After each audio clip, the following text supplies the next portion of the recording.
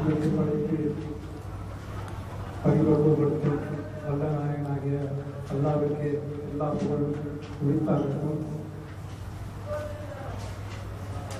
பள்ளிவாசல்கள் அனைத்தும் அல்லாஹ்விற்கே சொந்தமானது.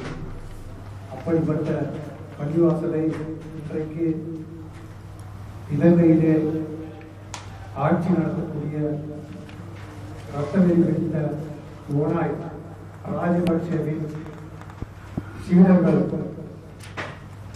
அவர்கள் சீடர்கள் என்று சொல்வதில்லை, சிங்கள இனவை பிடித்த காடையர்கள், அவர்களால் இன்றைக்கு ஒரு பள்ளிவாசல் இடிக்கப்பட்டிருக்கிறது.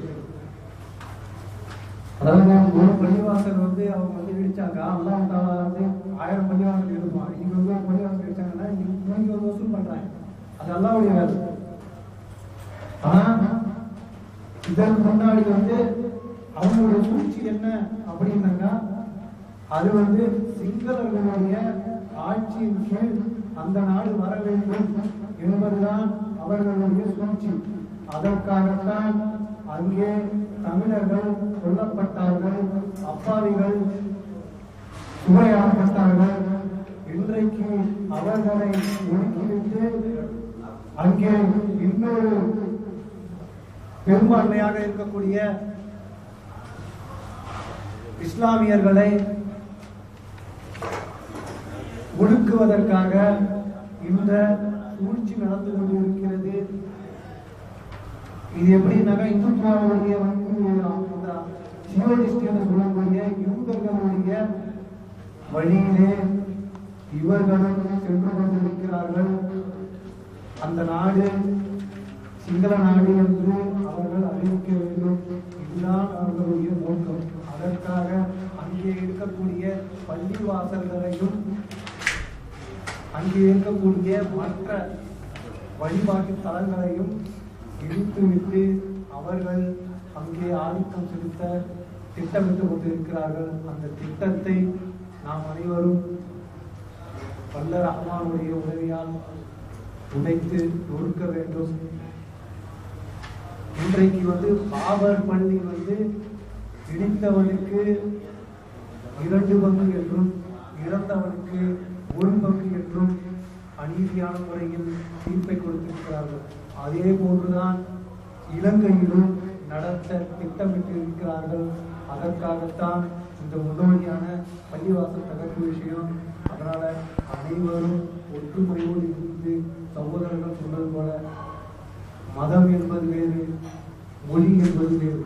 இன்றைக்கு தமிழன் என்ற உணர்வோடு இலங்கையாக இருந்தாலும் சரி, தமிழ்நாடாக இருந்தாலும் சரி, அங்கே ஒற்றுமையோடு இருந்தால் நிச்சயமாக எந்த எதிரியாலும் நம்மை விமர்சனம் செய்ய முடியாது. நல்லா இருக்கலாம், இன்ஷா அல்லாஹ். இன்னொரு விஷயம் சொல்றேன். மகாத்மான்னு சொல்லக்கூடிய, அதாவது காந்திஜி, அவர்கிட்ட ஒரு கொஸ்டின் வைக்கிறாங்க,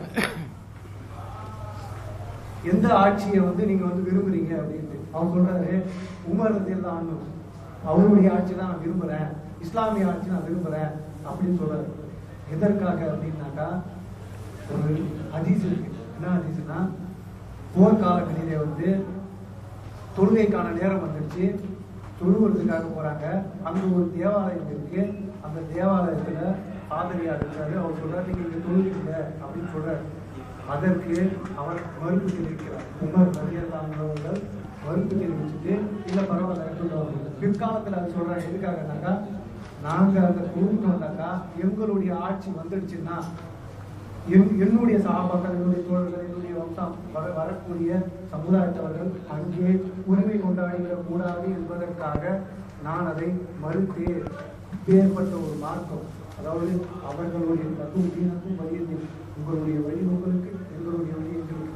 அப்பேற்பட்ட மார்க்கத்தில் இருக்கக்கூடிய முஸ்லிம்கள் இன்னும் உரிமை காக்கிறார்கள் என்றால், அந்த இஸ்லாத்தையும் அவர்களுடைய நபிகள் நாயகம் அவர்கள் சொல்லிக் கொடுத்த வழிமுறையையும் நாம் இன்றும் பற்றி பிடித்துக் கொண்டிருக்கிறோம்.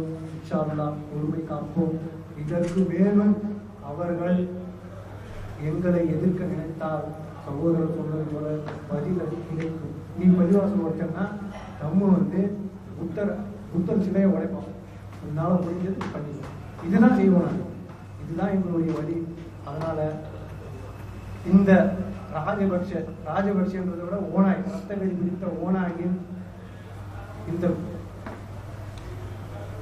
தீவிரவாத போக்கை கண்டித்து இங்கே கண்டனை வீச வந்த அனைத்து சகோதர அமைப்புகளுக்கும் எங்களுடைய இந்திய தொழில் ஜமாத் குவைத் மண்டலத்தின் சார்பாக மனமார்ந்த நன்றியை தெரிவித்துக் கொள்கிறோம். இப்படிப்பட்ட ஒரு வாய்ப்பை ஏற்படுத்திக் கொடுத்த அல்லாஹ்வுக்கு எல்லா புகழும். அல்ஹம்துலில்லாஹி ரப்பில் ஆலமீன். சுப்ஹானல்லாஹி வ பிஹம்திஹி சுப்ஹானக்கல்லாஹும்ம வ பிஹம்திக அஷ்ஹது அன் லா இலாஹா இல்லா அன்த அஸ்தக்ஃபிருக வ அத்தூபு இலைக்.